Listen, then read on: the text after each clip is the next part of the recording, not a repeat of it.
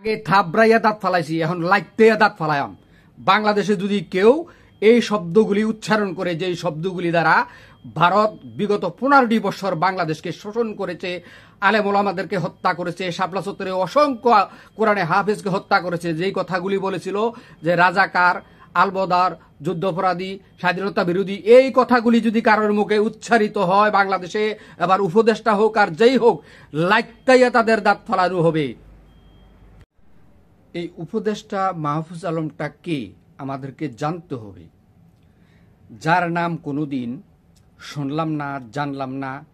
জুলাই আন্দোলনে তার কোনো অংশগ্রহণ দেখলাম না, কোনো মিছিল মিটিংয়ে তাকে দেখলাম না, তার নামটাও জানলাম না। 5 আগস্টে দেশ স্বাধীন হওয়ার পরই আমি একটি ওই যে কি বাংলা না, ওই যে ইন্ডিয়ার যে হকার সাংবাদিক কয় না কি টিভি জানি, ওই টিভির একটা নিউজে হকার সাংবাদিক ময়ূক রঞ্জন ঘোষ তিনি বলতেছেন যে শেখ হাসিনাকে দেশ থেকে তাড়িয়ে দেওয়ার মাস্টার প্ল্যান করেছেন এই মাহফুজ আলম। এই তখনই সর্বপ্রথম আমি তার কাছ থেকে এই মাহফুজ আলমের নামটা শুনি। কিন্তু এই মাহফুজ আলম যে ভারতের ষড়যন্ত্রে চক্রান্তে এই উপদেষ্টা পদে নিয়োগ হয়েছে সেটা একেবারে স্পষ্ট। আমার কাছে তখনই মনে হয়েছিল যে এই উপদেষ্টা মাহফুজ আলম,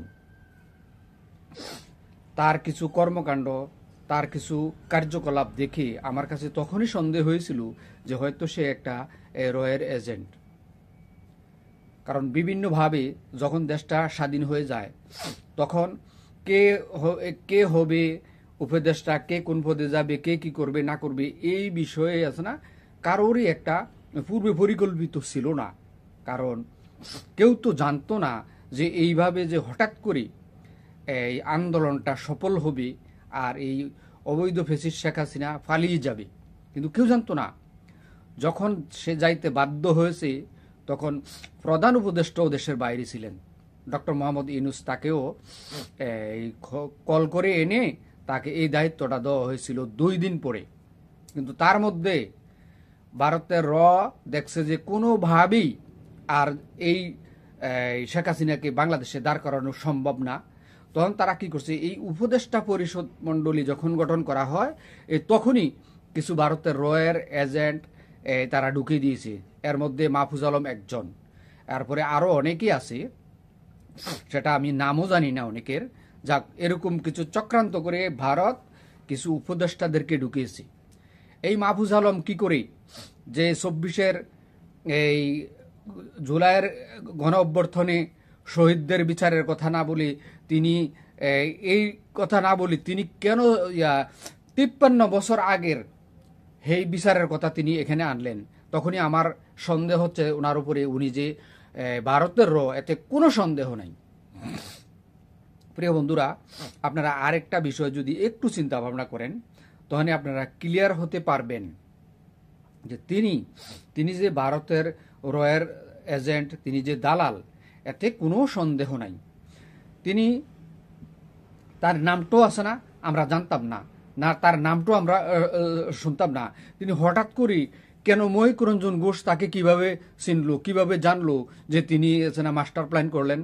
কই বাংলাদেশের কোনো সাংবাদিক, কোনো রাজনীতিকবিদ, কোনো বুদ্ধিজীবী, কোনো রাজনৈতিক দলের লিডার কেউ তো এমন কোনোদিন বলে নাই যে জুলাই আন্দোলনের মাস্টার প্ল্যান হচ্ছে মাহফুজ আলম। কেউ তো বলে নাই, বাংলাদেশের কেউ তো বলে নাই। সর্বপ্রথম ময়ূক রঞ্জন ঘোষ এই কথাটা বলেছে। তখনই আমার সন্দেহ হয়েছে যে এই ময়ূক রঞ্জন ঘোষ এই কথাটা বলার কারণ সে এই মাহফুজ আলমকে উপদেষ্টা মণ্ডলীতে ভারতের পক্ষ থেকে তারে ঢুকাবে এর জন্য।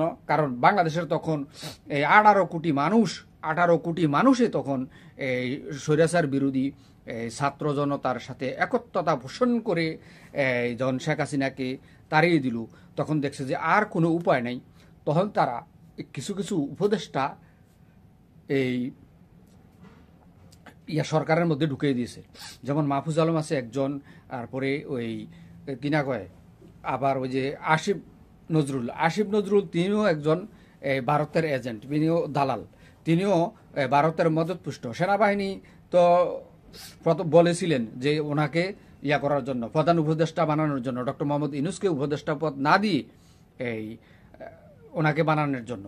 কিন্তু কেন এইভাবে অসংখ্য, আমার জানা মতো 50% উপদেষ্টা মণ্ডলীর সদস্যদের মধ্যে 50% এখনও ভারতের রয়ের এজেন্ট তারা ঢুকিয়ে দিয়েছে।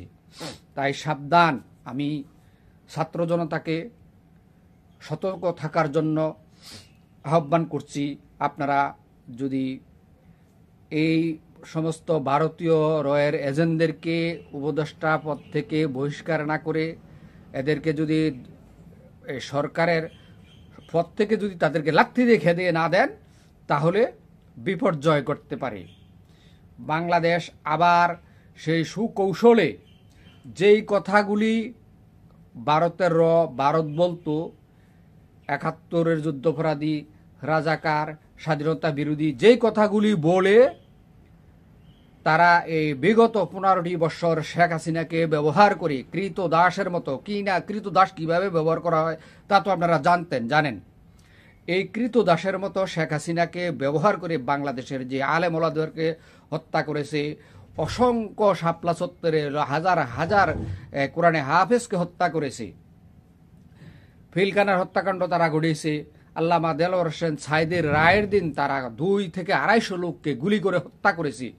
এই সমস্ত অপকর্মগুলি ভারতের করেছে তারা এই শেখ হাসিনাকে ব্যবহার করে, যেই কথাগুলি বলে।